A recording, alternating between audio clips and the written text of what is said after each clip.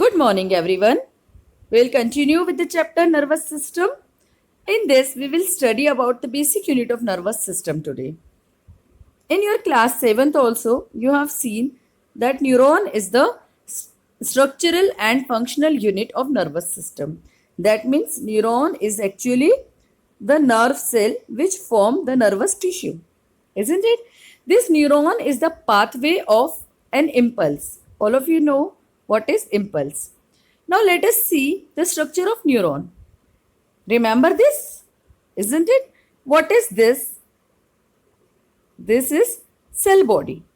Okay. So a neuron consists of a cell body which is also called as cyton. A prominent nucleus is present in the cyton, as you can see here. From the cyton, many finger-like structures called dendrons extend. From the dendrons, fine fiber-like structures called dendrites originate. This finger-like extension, this bigger one, they are called dendron, and then very fine fiber-like structure, they are called dendrites. Okay, and then there is a long fiber which originate from this cyton. This is called axon. Remember, everything you have already studied in your class 7th. So this is axon. Some axons are covered with myelin sheath. Like this. If this is the axon, then this is covered with a sheath. Okay, which is a layer of fatty insulating substance. This myelin sheath is formed by a fatty substance. Okay, and there is a gap where this myelin sheath is not covering the axon. These gaps, they are called node of Ranvier. Okay, the gap between two adjacent myelin sheath. This is myelin sheath, this is also myelin sheath, and here it is node of Ranvier. Now, the axon of one neuron lies very close to the dendrite of the adjacent neuron.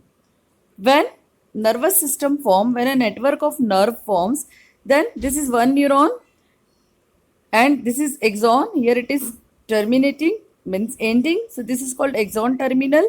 Here are some of the bulb-like structures at the end of the axon terminal. Now this axon, it can come join with the dendrons of another neuron, okay, which is adjacent to it, which is near to it, dendrites of this neuron, sorry, not dendrons, dendrites of this neuron. So where this point of contact become, where the axon of one neuron and dendrites of another neuron comes in contact, that is called a synapse. Okay, it is called a synapse. It is at the synapse that messages are transmitted from one neuron to another. Okay, so that means it forms like a chain. One neuron, then another neuron, then another neuron, and in this way, when they are arranged, they transmit the messages from one to another. Okay, myelin sheath prevents the mixing of impulse from adjacent nerves. Now, as I already told you, this myelin sheath, it forms a fatty insulating layer. Insulating means which do not allow the message to go out, and hence this message do not mix with the another nerves which is just present near to it. Okay, so mixing of impulse does not occur. Understood about the structure of neuron? Now next is nerve. So when a number of axons of neurons, they join together, they form a nerve fiber. As you can see here in this picture, this is neuron and this is nerve fiber. There are so many axons, they join together and form one nerve fiber. Okay, then these bundles of nerve fibers are enclosed in a tubular sheath. There are so many nerve fibers and then they are also enclosed in one sheath and they form nerve. These nerves are of three types. What are the three types of nerves? Remember, try to recall it. Sensory nerves, motor nerves and mixed nerves. Sensory nerves means which will carry the impulses from the sense organs to the brain or the spinal cord. Okay, which receive the impulses from the sense organs. For example, optic nerve, it is an example of sensory nerve. This nerves help us feel pain and other sensations also. Okay, which nerves? Sensory nerves. Next is motor nerves. Motor means movement. Now, what do you understand by movement? Where should they be attached? These motor nerves are made up of motor neurons and they carry impulses to the muscles and glands which needs to move.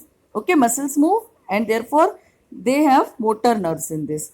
So these nerves control muscle contraction, allowing movements such as walking, kicking, etc.